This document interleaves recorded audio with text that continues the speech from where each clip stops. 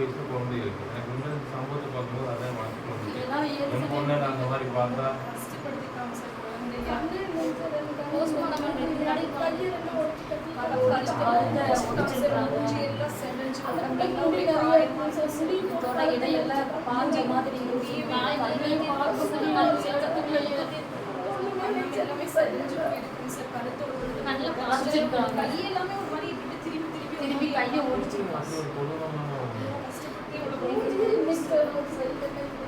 விடிய சித்திரவாதம் பண்ணிருக்கலாம். சரி, இந்த இடம் வந்துட்டு எனக்கு என்னன்னா சார், இந்த இடம் இவ்வளோ ரிஸ்கான இடம் தெரியும். நாங்கள் கம்ப்ளைண்ட் கொடுத்தோம்னா இந்த இடமெல்லாம் வந்து பார்த்துருந்தா மேபி அந்த ஒரு மன வருத்தத்தில் வந்திருக்கோம். இதை சொல்லி இதை செய்தியாக்கி நாங்கள் ஆறுதல் சொன்னோங்கிறத அதை படுத்த வரல. அந்த பொண்ணை பார்க்கும்போது 10 வயசு பொண்ணு, ரொம்ப குழந்தை. இது யாருக்குமே உலகத்தில் எந்த மூலையிலையும் நடக்கக்கூடாத ஒரு விஷயம், ரொம்ப கொடுமையான ஒரு விஷயம். அது அவங்க சொல்லும்போது ஒரு தாயோட இடத்துல இருந்து பார்க்கும்போது அந்த வலியை வந்து என்னால் புரியும். ஏன்னா எல்லாருக்குமே இங்கே குழந்தைகள் இருக்கும், எல்லாருக்குமே அந்த கஷ்டம் இருக்கும். ஸோ இந்த மாதிரி ஆட்களை, இந்த மாதிரி செயல் செய்யக்கூடிய ஆட்கள் இனிமேல் செய்யக்கூடாத அளவுக்கு பெரிய ஒரு தண்டனை நிச்சயம் அந்த குற்றவாளிகளுக்கு இருக்கும்.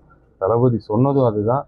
இந்த பிரச்சனை தெரிஞ்ச உடனே இம்மீடியட்டாக அவர் தனியாக எல்லா அதிகாரிகளுக்கும் அவரே நேராக தொடர்பு கொண்டு இந்த யார் அக்யூஸ்டுங்கிறத உடனே கண்டுபிடிக்கணும்.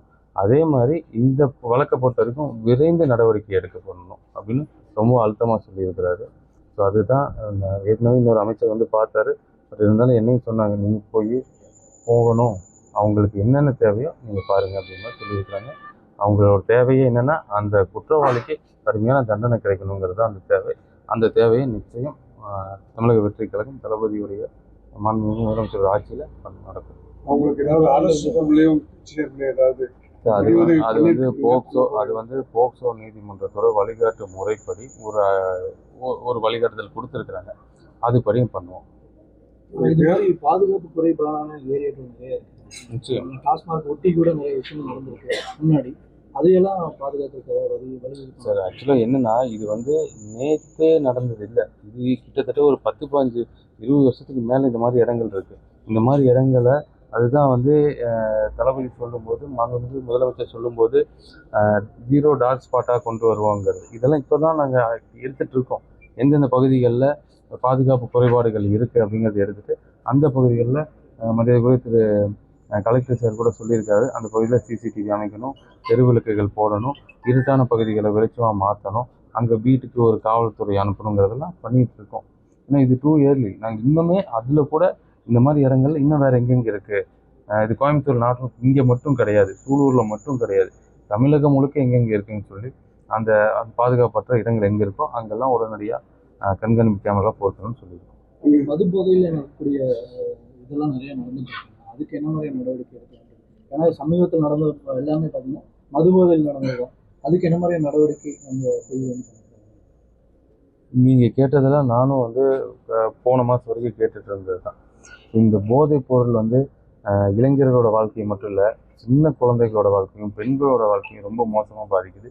நிச்சயம் ரொம்ப கடுமையான நடவடிக்கை எடுக்கப்படும். எந்த வகையிலுமே போதைப் பொருள் நம்மளுடைய தமிழ்நாட்டுக்குள்ளே கோயம்புத்தூருக்குள்ளே உள்ளே வரக்கூடாதுங்கிறதுக்கு அதுக்கான ஒரு விவாதம் வந்து அடுத்த கட்டமாக அனைத்து அதிகாரிகள் மட்டத்தில் பேசி எங்கெங்கெல்லாம் செக் போஸ்ட் போடணும், எந்த வகையில் போதைப் பொருட்கள் எந்த வழியில் உள்ளே வருதுங்கிறத கண்டறிஞ்சு அதை யார் கொண்டு வராங்கங்கிறவங்கள பாரபட்சம் இல்லாமல், கட்சி பாரபட்சம் இல்லாமல் அவங்க மேலே கடுமையாக நடவடிக்கை எடுக்கப்படும். புதுசாக இங்கே மதுவிலக்குத்துறை அமைச்சர் பொறுப்பதுக்கு வாழ்த்துக்கணுங்க.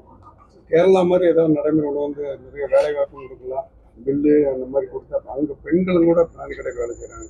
அந்த மாதிரி நீங்கள் ஏதாவது பண்ணுறது ஐடியா இருக்கா, பண்ணுவீங்களா? இல்லை, அது வந்து இப்போ வந்து ஒரு 4 நாள் ஆச்சு. முதல்ல அதெல்லாம் ஸ்டடி பண்ணிகிட்டு இருக்கோம். டாஸ்மாக் என்ன நோக்கத்தில் ஆரம்பிச்சிருக்காங்க, அந்த நோக்கப்படி இவ்வளோ நாள் நடந்திருக்கா. ஸோ இதில் வந்து ஏன் நம்ம நாட்டில் மட்டும் டாஸ்மாக்னா மற்ற பகுதிகளில் டாஸ்மாக் இவ்வளோ பிரச்சனைகள் இருக்கிறது இல்லை, நம்ம பகுதியில் மட்டும் நம்ம நாட்டில் மட்டும் இந்த பிரச்சனை இருக்குது, ஏன் இருக்குது, அதை எப்படி சரி பண்ணணுங்கிறத செஞ்சுட்ருக்கோம். சில ரிப்போர்ட்ஸ் கேட்டிருக்கேன், அந்த ரிப்போர்ட்ஸ் எனக்கு இன்னும் வரல. ஸோ அந்த அதிகாரிகள் மட்டத்தில் அந்த ரிப்போர்ட்ஸ் வந்துச்சுன்னா அதுபடி நம்ம முடிவெடுப்போம். 2.88 கோடிக்கும் அதிகமான மக்களின் உள்ளங்களை வென்ற தந்தி டிவியின் டிஜிட்டல் தளங்கள், 1.30 கோடி யூடியூப் சப்ஸ்கிரைபர்ஸ், 48 லட்சம் ஃபேஸ்புக் ஃபாலோவர்ஸ், 31 லட்சம் இன்ஸ்டாகிராம் ஃபாலோவர்ஸ், 23 லட்சம் எக்ஸ் ஃபாலோயர்ஸ், 11 லட்சம் தந்தி ஆப் டவுன்லோட்ஸ், 30 லட்சம் வெப்சைட் மந்த்லி ஆக்டிவ் யூசர்ஸ், 15 லட்சம் வாட்ஸ்அப் ஃபாலோவர்ஸ்.